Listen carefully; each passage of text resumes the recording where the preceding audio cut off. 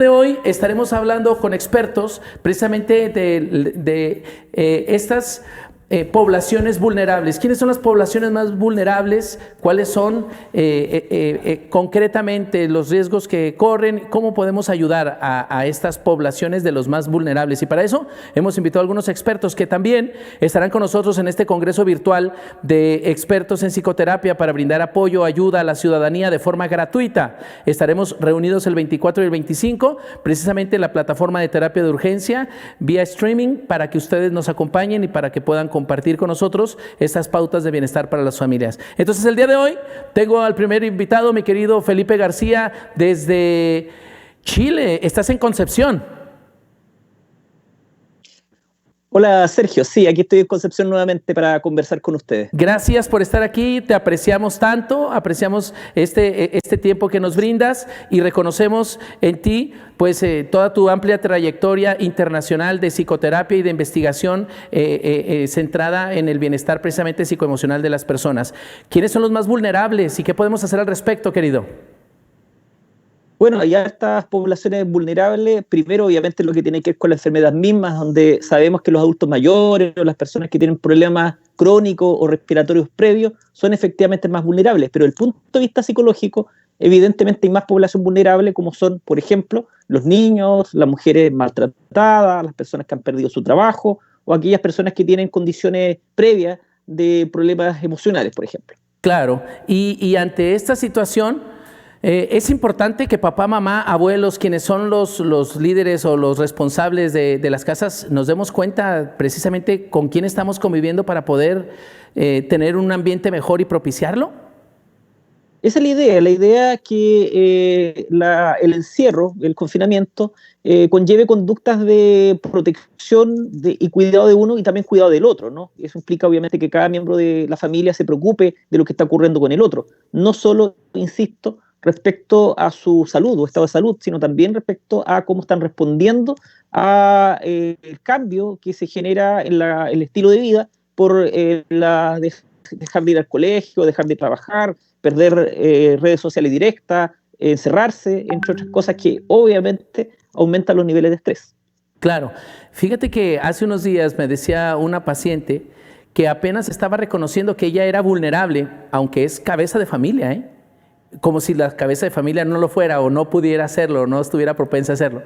Pero decía que era vulnerable porque ordinariamente en las mañanas o en las noches ella sentía cómo la tristeza la invadía y entonces le pusimos forma, ¿no? Y luego le pusimos nombre y luego empezamos a ver cuánto tiempo le duraba y empezamos a trabajar en eso. ¿Cómo es importante que yo me dé cuenta que también soy vulnerable, que también puedo sufrir y que también debo de cuidarme? Claro.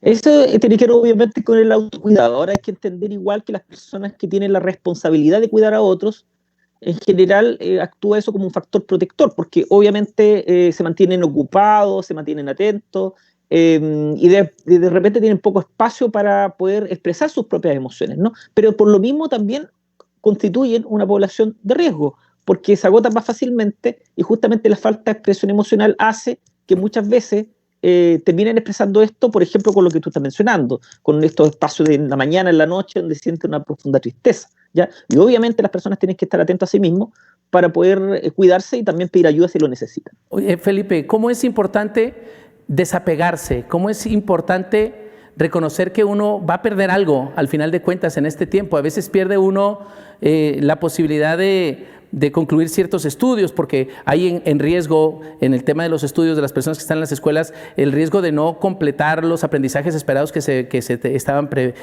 tenían previstos. Está también lo que uno deja de ganar. Es decir, he visto que traes el tema ese del duelo y prepararnos para este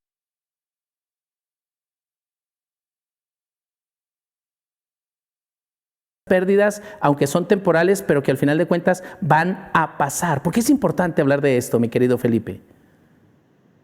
Mira, efectivamente yo creo que todos vamos a perder algo, ya sea algo muy básico como nuestra cotidianidad, nuestra rutina, hasta cosas más complejas como perder, por ejemplo, la vida a un ser querido. Y entre ellos está lo que tú mencionas, perder el trabajo, perder el año escolar, perder posibilidades de desarrollo, perder relaciones, ¿no? Por cuanto yo termino alejándome de quizá algunas relaciones que fueron importantes.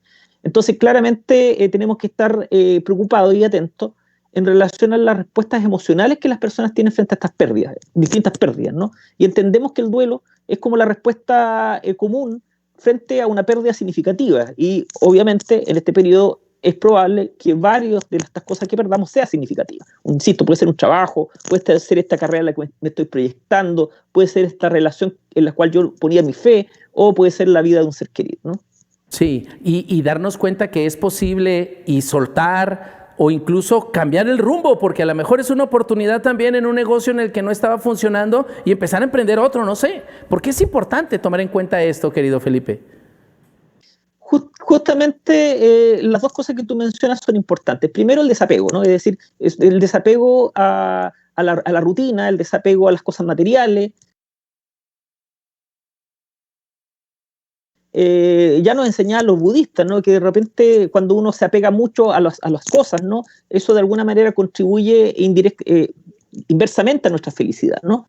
Y lo otro que mencionas también es tremendamente relevante, porque como en todo duelo, perdemos generalmente algo que es importante para nuestra vida, y eso nos obliga también a revalorizarla, ¿no? Si la vida que hemos llevado hasta este minuto es la vida que quiero seguir viviendo más adelante, ¿no? Y por lo tanto, perfectamente factible que tras un proceso, obviamente no estamos instando a que nadie tome una decisión en crisis, ¿no? Las decisiones hay que pensarlas, pero en este proceso es probable que muchas cosas que antes le daba valor hoy día le dé menos valor y por lo tanto cambie su rumbo de su vida, ¿no?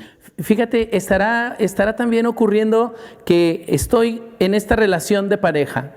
Somos matrimonio, somos un noviazgo que vive junto, ya tenemos años, pero ¿es esta temporada también una oportunidad para darme cuenta que ya no te amo y que puedo tomar decisiones? ¿O será un espejismo precisamente que está envuelto en este tema de la pandemia y que me puede llevar a tomar malas decisiones? ¡Qué interesante reflexión!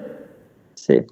Sí, yo creo que para decisiones de esa trascendencia probablemente tengamos que esperar un tiempo, Sí, ¿no? Porque claro. estamos viviendo en una nueva rutina, que además es cambiante, que obviamente implica la generación de ciertos comportamientos y ciertas interacciones que no necesariamente se van a mantener después en el tiempo. Me refiero, por ejemplo, a una pareja que puede llevarse bien y tener sentimientos positivos el uno al otro, pero el estar viéndose ahora todos los días en un espacio pequeño puede generar algunas rencillas, ¿no? Y esa rencilla puede llevar a tomar una decisión como dejar la relación o terminar la relación de pareja cuando estamos hablando de una circunstancia que son eventuales, que luego obviamente uno supone que se van a revertir. Entonces yo creo que estas decisiones más trascendentes a lo mejor hay que esperar un tiempo cómo se van consolidando, pero tenemos que cuidar lo que tenemos hoy. Es decir, si estamos teniendo esa rencilla, si tenemos ese distanciamiento, si de repente nos sentimos incómodos frente a la presencia de otra persona, entonces algo tenemos que hacer. Es parte, obviamente, también del autocuidado. Y se tiene que reconocer que no necesariamente es que realmente esta relación no iba para ninguna parte. Yo ya venía pensando que esta relación no funcionaba y hoy sí me estoy dando cuenta. No, hay que tener cuidado porque es posible que precisamente la propia interacción, la nueva interacción, pues lo está llevando a la crisis o al conflicto. Pero probablemente por ahí abajo están las raíces profundas que son lo que los ha sostenido a lo largo de estos 20 o 30 años de relación y que hoy hay crisis. Claro. Igual hay que hacer una salvedad, que son estas parejas que probablemente traían una crisis previa, ¿no? Y que producto del coronavirus tienen que encerrarse a vivir juntos cuando tenían esta crisis previa. Yo creo que cuando estamos hablando de no de violencia conyugal, porque eso es otro tema distinto, pero cuando son rencillas, conflictos, quizás diferencia entre ellos, quizás sea conveniente tener una conversación franca, una conversación madura, en la cual puedan a lo mejor algunas de estas rencillas, algunas de estas diferencias, dejarlas en suspenso mientras nos preocupamos probablemente de salvar la situación y salvar a nuestros seres queridos que están bajo nuestro cuidado, por ejemplo, nuestros hijos o nuestros padres, ¿ya? Y eso quizás es posible hacerlo, ¿no? Conversar, ponerse de acuerdo y decir, vale, en un tiempo más retomamos esto, ¿no? En el caso de violencia conyugal, ahí es muy distinto. Sí, es distinto. La convivencia es probable que aumente los niveles de tensión al interior de una pareja y por lo tanto que aumenten también la frecuencia de violencia. Y eso es lo que se está viendo prácticamente en todos los países, como también lo habíamos conversado nosotros dos justamente en una entrevista que me hiciste la semana pasada, ¿no? Y ahí obviamente hay que tomar otras medidas que ayuden a prevenir la violencia o proteger en este caso a la víctima, ¿no? Bien, mi querido Felipe García, eres uno de los consentidos, eres uno de los más queridos acá en este territorio. La gente que te escucha manda mensajes y te manda a saludar. Vas a estar con nosotros el 24 y el 25 en este encuentro de expertos por la salud de toda la población, que es un evento abierto y gratuito para las personas y para los expertos en la psicología también, para todos los psicólogos, para que aprendamos nuevas formas, nuevas pautas. Sabemos que estarás con nosotros en ese evento. Para concluir, ¿qué les dices entonces a la gente en este tema del desapego y del reconocer que algo se pierde, pero que también muchas cosas vamos a ganar, para concluir en esta entrevista, mi querido Felipe García desde Chile? Bueno, principalmente que tenemos que ser flexibles, ¿no? Que la vida siempre trae cambios, ¿no? Ya lo decían también en Oriente, que lo único que no cambia es el propio cambio, ¿no? Y lo decía Heráclito cuando decía que nosotros no nos bañamos dos veces en el mismo río, que todo está fluyendo, todo está cambiando. Y por lo tanto la vida tiene cambios, o sea, de repente uno se apega a un hogar, un trabajo, a una forma de interacción, pero tenemos que ser suficientemente flexibles para aceptar que las cosas pueden ser distintas y adecuarnos a estas nuevas circunstancias, ¿ya? Y efectivamente estaré en el congreso que tú estás organizando junto con tu equipo para fines de este mes. Hay mucha gente aquí en Chile que está muy interesada en participar y qué bueno que los recuerdes acá, porque también yo creo que están escuchando esta conversación. Qué bien, y para nosotros va a ser un gusto tenerte allá. Ya sabes que eres uno de los consentidos, eres parte también del equipo del Diplomado Internacional de Terapia Breve que tenemos acá en Chihuahua. Te aprecio, querido, te vemos y te escuchamos muy bien, y la próxima semana acá estaremos otra vez en la entrevista. Listo, muchas gracias. Un abrazo para ti y para todos ustedes. Gracias, mi querido Felipe García, el doctor psicoterapeuta, experto, investigador de los fenómenos psicoemocionales. Gracias por su participación. Desapegarse es importante. Reconocer que esto que tenemos, esto que somos, no va a durar para siempre. Reconocer que tarde que temprano todo se ha de terminar, pero que mientras estemos hoy vivos, mientras estemos hoy presentes, mientras hoy tengamos la oportunidad de mostrarnos de manera diferente, hay que aprovecharlo y hay que asumir